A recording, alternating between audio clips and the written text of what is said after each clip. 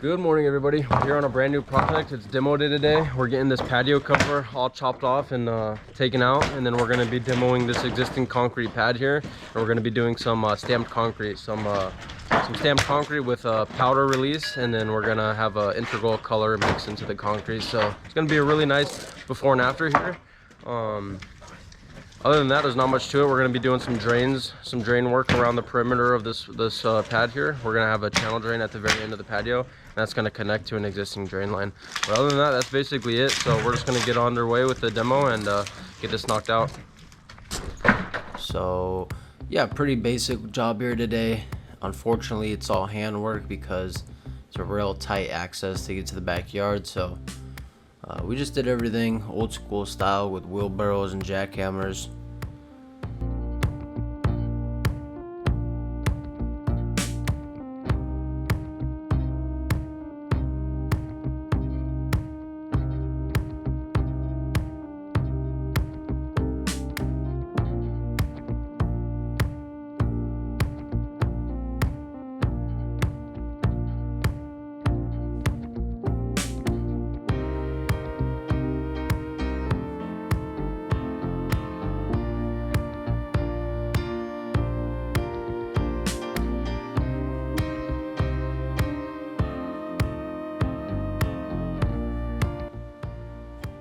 Luckily it wasn't too much and it all fit in one low boy, so that made it nice. And of course there's no rebar in it because this is probably an original patio built with the home. So it came out real easy with our Makita jackhammer here.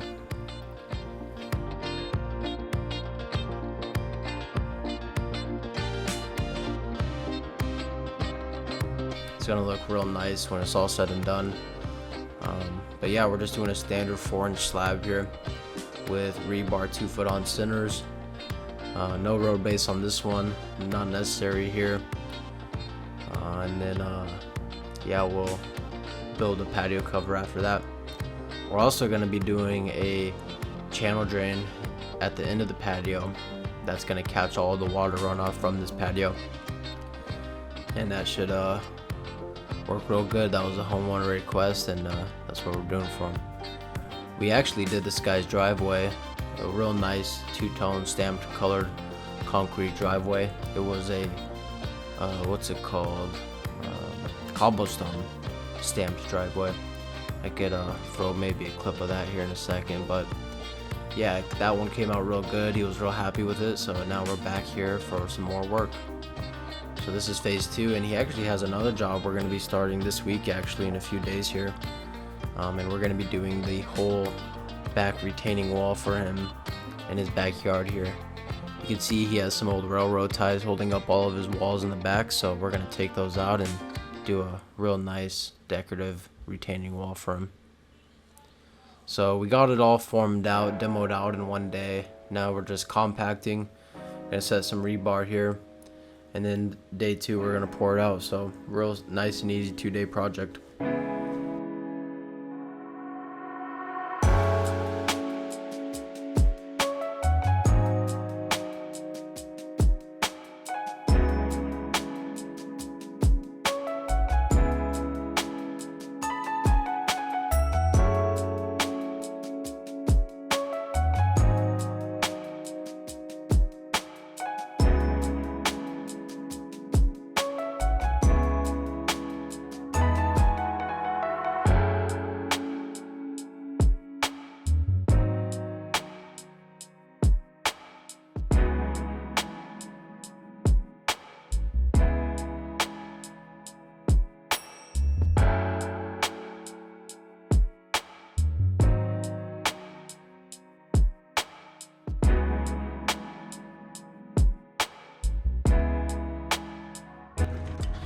Good morning, everybody. We're here, it's pour day. We're going to be pouring out this patio here. We're going to be stamping this concrete too, and this is a colored concrete pour.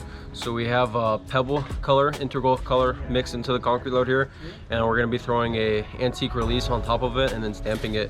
The antique release is a light gray, so you'll get that two-tone effect with the pebble and the light gray here. So we're going to stamp it all out, and then yeah, it's just a standard 4-inch slab on grade here. No dobies. We're just going to pick up the rebar as we go back, because the thing with the Obies is they only make them like 2-3 inches, I think 2.5 inches, something like that. So it's just a little too high to the surface for me, so I don't like to have the rebar that close to the surface. I kind of like it right in the middle. So yeah, we'll get this poured out, lift up that rebar, and then we'll start stamping. We're going to be stamping with a random stone texture stamp mask today. You guys will see those, and then yeah, we'll get it on. So let's do it.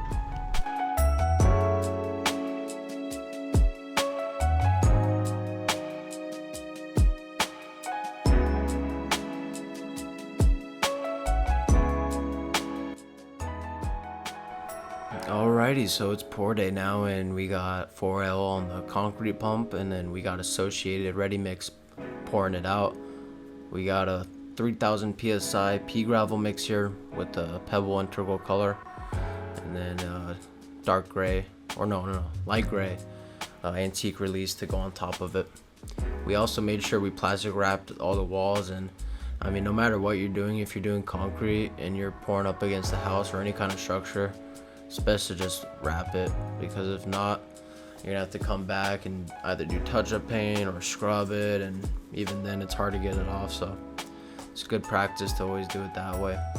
But we got Enrique and Luis on the rod board here, and then I'm just bull floating it behind them. So we got a real nice smooth operation going, which is good. This is kind of how you want to do it.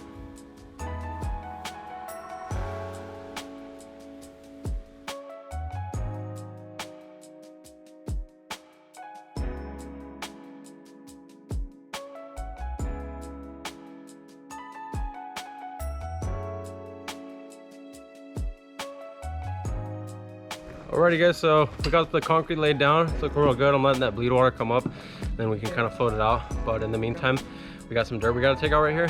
So the homeowner just requested we drop this gravel down a few inches here. So we're digging it out by hand, running it out with the wheelbarrows, dumping it in the bin we have out there. And then he's gonna do some like plants or something like that, maybe some drainage gravel or something back here, just to kind of clean it up. But yeah, it's looking good.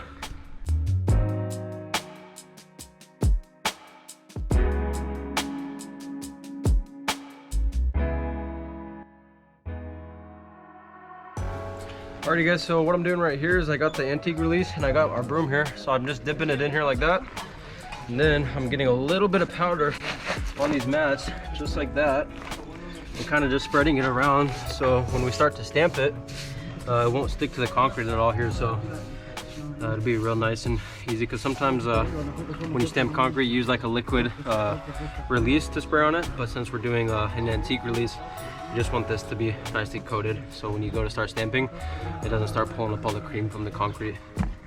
So yeah, we're gonna start stamping here, probably about maybe 30 minutes to an hour, and we'll get it going.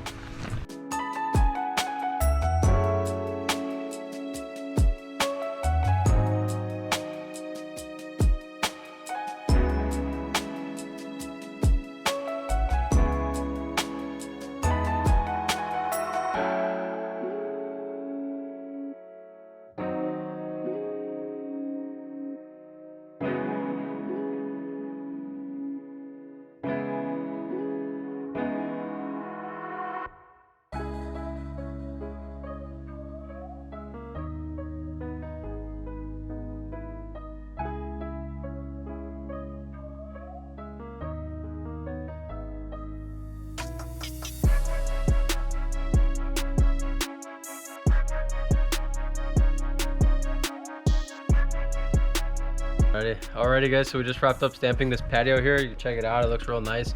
Threw all of our powder down, so now we're just kind of cleaning up, and then yeah, tomorrow we'll be back to strip the forms and pressure wash this powder off.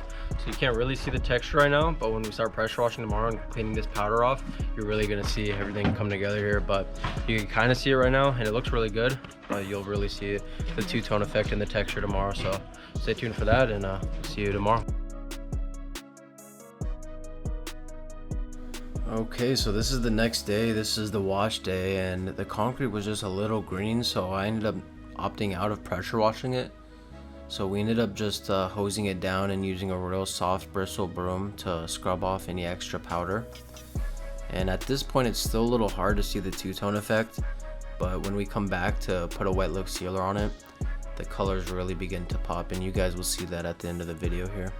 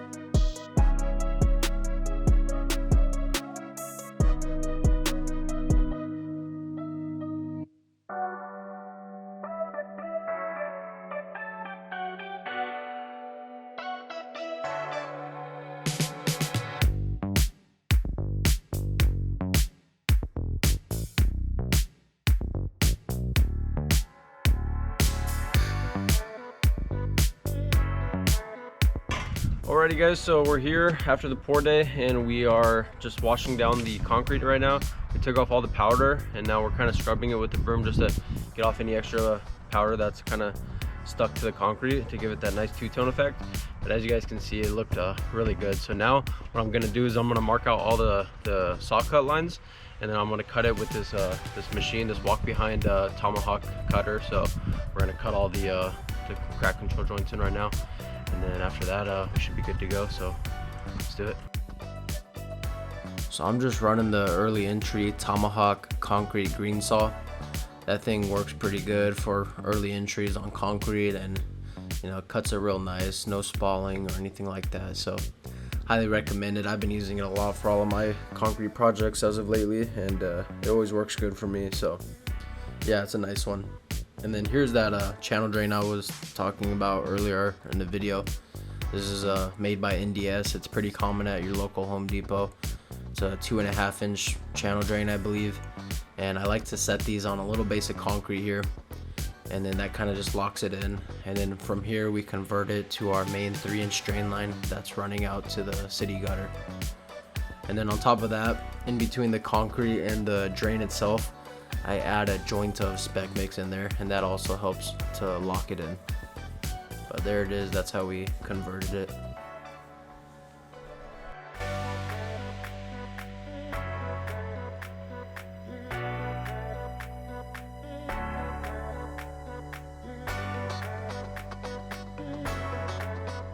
Alrighty guys, so we just got our channel drain installed. We just set it in some concrete. It's a little wet right now, but basically we just had to convert it from a 1.5 inch line to a 3-inch drain line. So we did that. Now we're just doing the final touches on it. It should drain out real nice out to the street now. So yeah, and then this whole patio will be covered if there's ever a heavy rainfall or something like that, which is kind of rare here in California. But if there ever is, we'll have proper slope to get it out to the drainage and get it out to the front yard. So job well done. So that basically wraps this phase up for us, and now it's just time to install this lattice patio cover made out of alumawood. I actually subbed this one out to a patio cover crew of mine that I used for everything. Their name's Everyday Patio. I'll link them down in the description below. They do really good patio cover work, and they always hook me up with concrete jobs too, so we kind of trade work with each other quite a bit. And like I said, their work's very top-notch, high quality. So if you guys are looking for an alumawood patio cover in Southern California, these are your guys for sure. But you can see here at the end, came out really nice, and the homeowner was really happy with this, so that's the most important thing. And I think this job came out really good. But anyways, here's a finished final product look of everything when it was all completed. And yeah, came out real nice. So I hope you guys liked this video. If you guys did, don't forget to like, comment, share, and subscribe. Thank you guys so much for watching, and have a good rest of your day. Goodbye.